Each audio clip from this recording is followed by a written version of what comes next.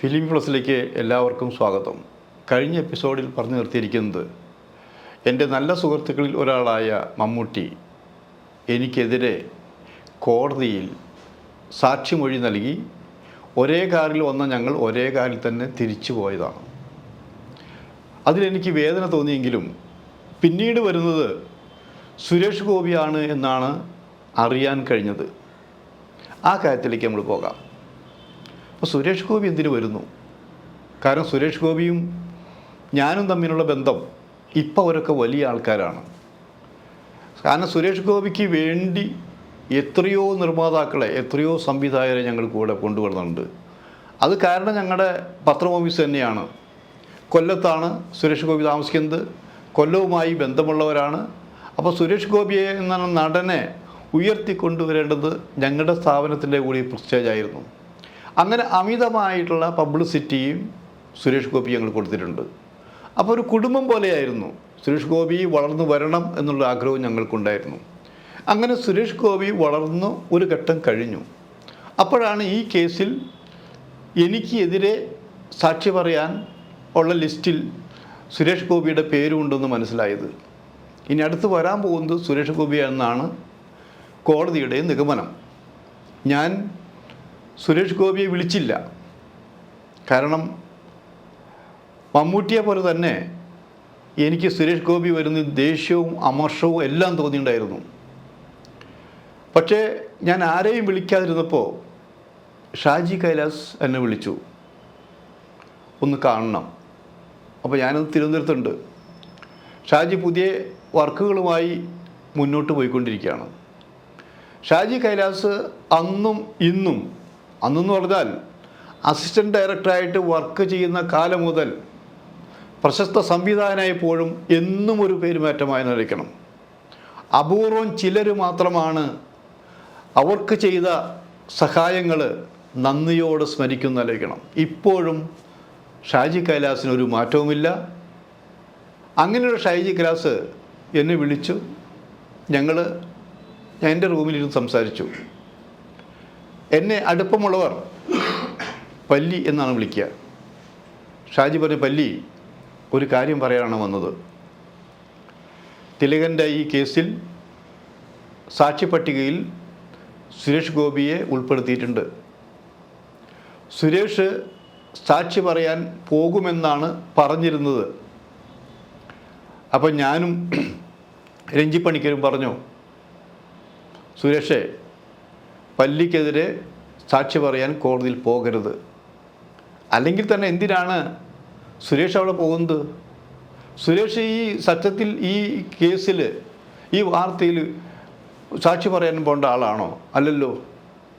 അപ്പോൾ സ്വാധീനം കൊണ്ട് നമ്മൾ പോകാൻ പാടില്ല. അപ്പോൾ സുരേഷ് ആയാലും രഞ്ജി ആയാലും ഷാജി ആയാലും അവർ 3 പേരും അന്ന് സിനിമകൾ ചെയ്ത് ഏക മനസ്സോടെ മുന്നേറുന്ന സമയമാണ്. പോകരുതെന്നുള്ള പറയാനുള്ള കാരണങ്ങളെല്ലാം രഞ്ജിയും ഷാജി കൈലാസും ബോധിപ്പിച്ചു എന്നാലോചിക്കണം. അങ്ങനെ സുരേഷ് ഗോപി കോടതിയിലേക്ക് വരില്ല എന്നുള്ള ഉറപ്പ് ഷാജി കൈലാസ് എനിക്ക് തന്നു. ഞാൻ പറഞ്ഞു, സുരേഷ് വന്നാലും കുഴപ്പമൊന്നുമില്ല. വരുമ്പോൾ ഒരു കാര്യം മാത്രം, ആര് വന്നാലും വരുന്നവർക്ക് ഉള്ള നെഗറ്റീവായിട്ടുള്ള ഒരു ഡോസ് മരുന്ന് എൻ്റെ വക്കീൽ ചോദിച്ചിരിക്കും. അതുകൂടി ഏൽക്കാൻ തയ്യാറുള്ളവർ മാത്രം വന്നാലും മതി. നിങ്ങൾക്കറിയാലോ, വേറൊരാൾ വന്ന്, ഒരു നടൻ വന്ന് മൂത്രമൊഴിച്ചു പോയി. മമ്മൂട്ടി അല്ല കേട്ടോ, തെറ്റിദ്ധരിക്കരുത്. വേറൊരു നടൻ വന്ന് ചോദ്യങ്ങൾ ചോദിച്ച് മൂത്രമൊഴിച്ചു പോയ സംഭവം. അത് ഞാൻ ഡീറ്റെയിൽസ് ഒന്നും പോകുന്നില്ല. അദ്ദേഹം ജീവിച്ചിരിക്കുന്നില്ല എന്നുള്ളതാണ്. അപ്പോൾ അതുകൊണ്ട് സുരേഷ് ഗോപി വരില്ല എന്നുറപ്പായി. പക്ഷേ സുരേഷ് ഗോപി വരില്ല എന്ന് എനിക്ക് മാത്രമേ അറിയുള്ളൂ. മറ്റു പലരും വീണ്ടും പത്രക്കാർ വരുന്നു, മമ്മൂട്ടിയെ എന്നെ വിളിക്കുന്നു. ഞാൻ വന്നേലാണല്ലോ നിങ്ങൾക്ക് കുഴപ്പം, ദാ സുരേഷും വരില്ലേ. അപ്പോൾ സുരേഷ് വരില്ല എന്ന് ഞാൻ പറഞ്ഞിട്ടില്ല. വരട്ടെ. കാരണം ഞാൻ എന്തു ചെയ്തു എന്ന് അറിയാത്തവരല്ലോ അവരൊക്കെ, എന്നെ മനസ്സിലാക്കാത്തവരുമല്ല. വരട്ടെ, ആരൊക്കെ വന്നാലും ശരി, ഇനി എത്ര പേര് വന്നാലും ശരി, എൻ്റെ ഭാഗത്ത് ഞാൻ മാത്രം മതി. അതിനുള്ള മരുന്നൊക്കെ എൻ്റെ കയ്യിലുണ്ട്. പക്ഷേ സുരേഷ് ഗോപി വന്നില്ല. അത് അവർക്ക് ഏറ്റ ഒരു വലിയ അടിയായിരുന്നു ആലോചിക്കണം.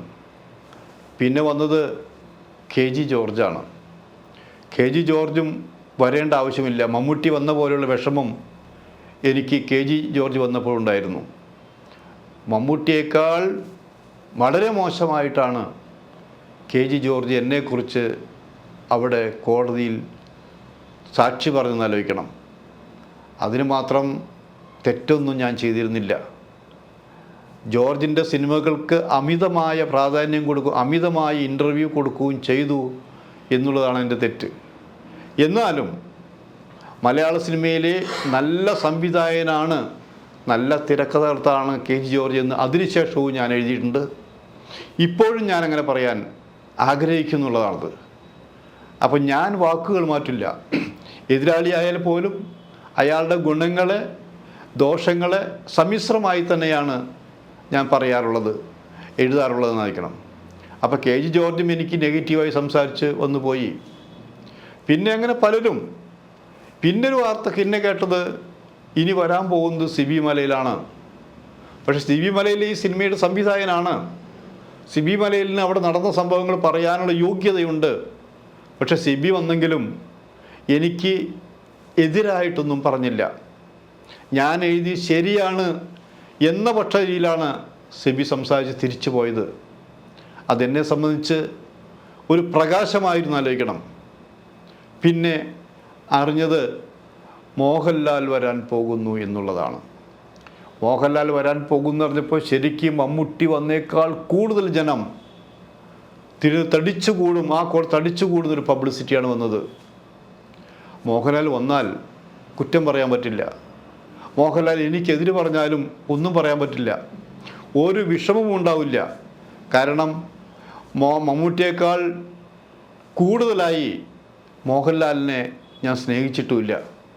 കാരണം വ്യക്തിപരം മാത്രമല്ല, മോഹൻലാലിൻ്റെ ചില രീതികൾ അത് കുഴപ്പമല്ല.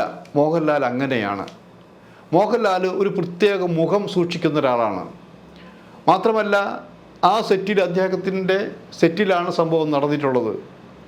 തിലകൻ്റെ പ്രേരണ കൊണ്ടോ ആ പടത്തിന് ദോഷമില്ലാതാകാൻ വേണ്ടിയോ മോഹൻലാൽ എനിക്ക് എതിരെ പറഞ്ഞാൽ യാതൊരു കുഴപ്പവുമില്ല, എനിക്ക് വിഷമമുണ്ടാവില്ല. മോഹൻലാലും വരട്ടെ. അങ്ങനെ പ്രശസ്തർ വന്ന് ഈ കേസ് വളരെ പ്രശസ്തമാകട്ടെ എന്നാണ് ഞാൻ ആഗ്രഹിച്ചത്. എന്നാലും എന്തായിരിക്കും മോഹൻലാൽ വന്ന് പറയാൻ പോകുന്നത്? അങ്ങനെ മോഹൻലാൽ പറയുകയാണെങ്കിൽ എന്തായിരിക്കണം എൻ്റെ വക്കീലിനെ കൊണ്ട് മോഹൻലാലിനോട് ചോദിക്കാനുള്ളത്? ആര് വന്നാലും ഒരു ഡോസ് നെഗറ്റീവ് മരുന്ന് എൻ്റെ പക്കലുണ്ട്. മോഹൻലാൽ വരുമ്പോൾ ആ ചോദിക്കാനുള്ള ആ ഡോസ് മരുന്ന് ഞാൻ എൻ്റെ വക്കീലിനെ ഒരു സൂചന പോലെ നൽകി. അടുത്ത എപ്പിസോഡിൽ ബാക്കി.